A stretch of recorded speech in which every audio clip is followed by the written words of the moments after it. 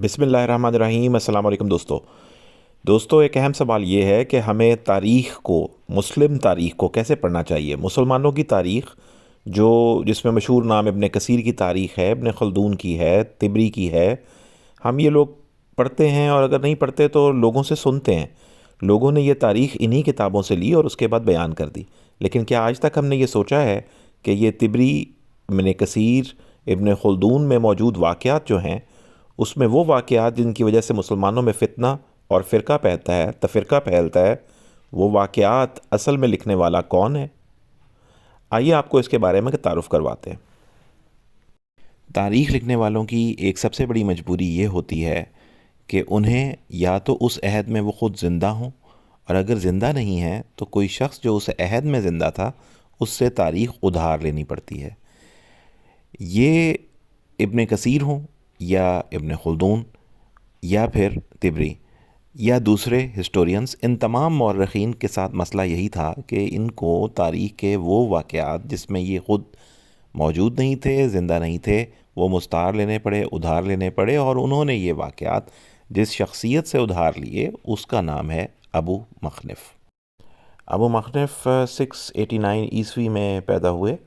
اور شیعہ مکتبہ فکر سے متعلق تھے اور تعلق رکھتے تھے، اور جو ان کے نوٹیبل ورکس ہیں وہ اکارڈنگ ٹو ویکیپیڈیا کتاب السقیفہ ہے،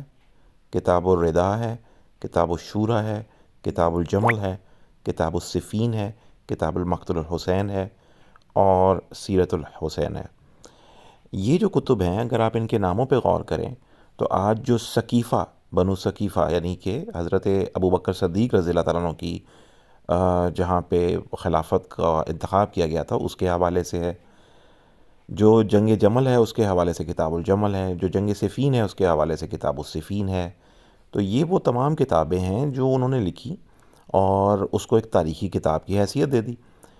اور اس کے بعد آنے والے جتنے بھی مورخین تھے وہ مجبور تھے کہ اسی کتاب کے اوپر بھروسہ کرتے ہوئے وہ واقعات کو نقل کریں، اور انہوں نے وہ واقعات نقل کرتے چلے گئے۔ آج کی تاریخ میں ان واقعات کی وجہ سے مسلمانوں کے گروہ بن چکے ہیں۔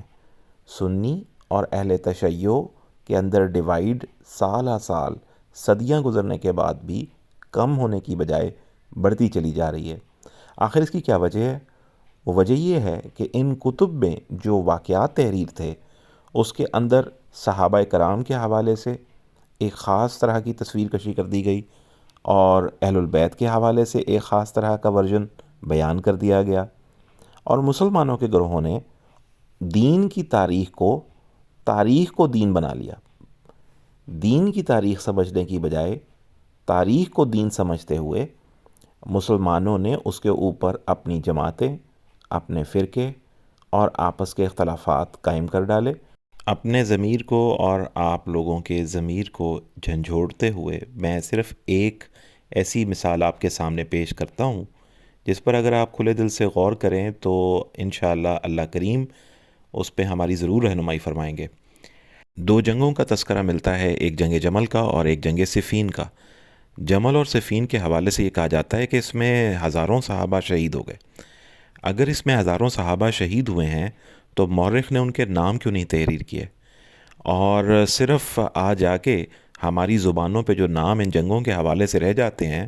اس میں ام المومنین حضرت عائشہ صدیقہ رضی اللہ تعالیٰ عنہ کا نام آتا ہے، جناب مولا علی کرم اللہ وجہہ کا آتا ہے، حضرت طلحہ رضی اللہ تعالیٰ عنہ اور حضرت زبیر رضی اللہ تعالیٰ عنہ کا آتا ہے، جناب امیر معاویہ رضی اللہ تعالیٰ عنہ اور حضرت مغیرہ بن شعبہ کا آتا ہے۔ یہ تمام اصحاب جو ہیں یہ تو کوئی عشرہ مبشرہ ہے، اور کسی کا مقام اس قدر بلند کہ اس پر مزید کیا بات کی جائے۔ حوالہ یہ ہے کہ اگر یہ مورخ اس وقت یہ تحریر لکھ رہا تھا اور مسلمانوں کی آپس میں ایسی جنگیں ہوئی تھیں اور ہزاروں لوگ گئے تھے اپنی جان سے، تو اس میں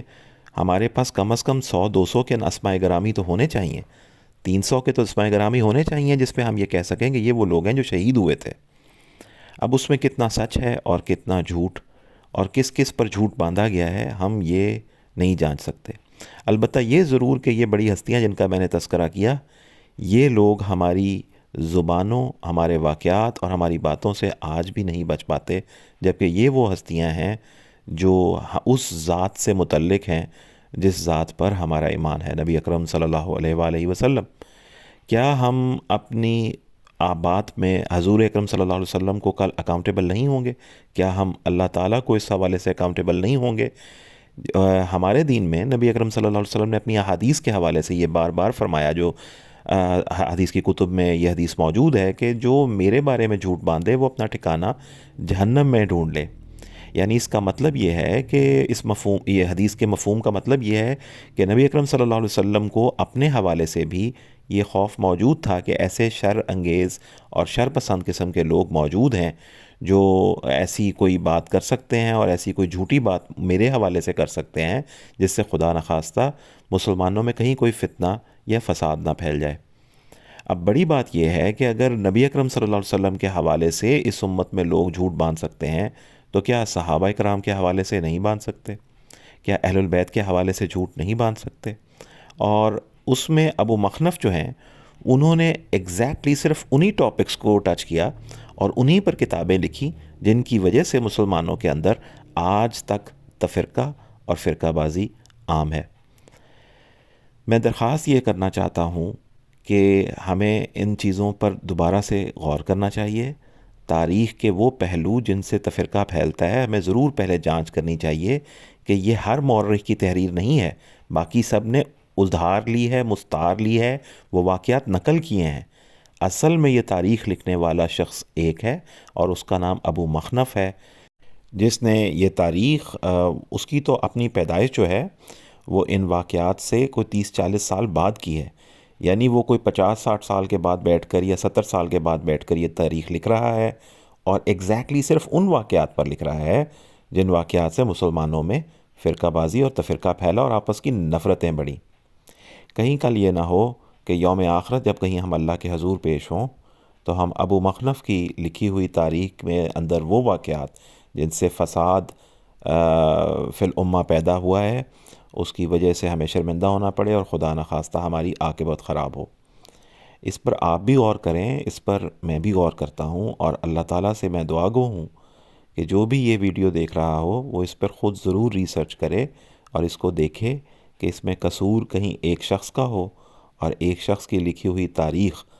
اس کو ہم نے دین سمجھ لیا ہو اور اس میں سے دینی واقعات کو اخذ کر کے آپس میں تفرقہ ڈال رہے ہوں، فرقہ بازی کر رہے ہوں، ایک دوسرے سے نفرت کر رہے ہوں، بڑی بڑی ہستیوں کے نام پر، بڑی بڑی ہستیوں کی محبت کے نام پر ایک دوسرے سے نفرت کر رہے ہوں۔ کہیں ایسا نہ ہو جائے۔ شاید یہی وجہ ہے کہ جب ہم قرآن کو کھولتے ہیں تو دل سکون محسوس کرتا ہے، اس میں ایک آشتی، اس میں ایک لطافت پیدا ہوتی ہے، اور جب ہم احادیث پڑھتے ہیں تو ہمیں لطف آتا ہے، ایک لطافت پیدا ہوتی ہے، اللہ تعالیٰ اور نبی اکرم صلی اللہ علیہ وسلم کا قرب محسوس ہوتا ہے۔ لیکن جب ہم کوئی تاریخ کی کتاب کھولتے ہیں تو آپ یقین جانیے کہ وہ ہماری زندگیوں میں زہر گھول دیتی ہے۔ ساری تاریخ غلط نہیں ہے، لیکن تاریخ کے وہ پہلو جن سے فساد پیدا ہوتا ہے وہ ایک ہی شخص کے لکھے ہوئے کیوں ہیں؟ یہ سب سے اہم سوال ہے جس پہ ہمیں نظر رکھنی چاہیے، اور کہیں ایسا نہ ہو کہ اس شخص کے ساتھ ساتھ ہماری عاقبت بھی بہت بڑا سوال بن کر رہ جائے۔ اللہ تعالیٰ ہمیں سمجھنے کی توفیق عطا فرمائے، ٹھنڈے دل سے اور ٹھنڈے دماغ سے اور کھلے دل سے اس کو سمجھنے کی توفیق عطا فرمائے،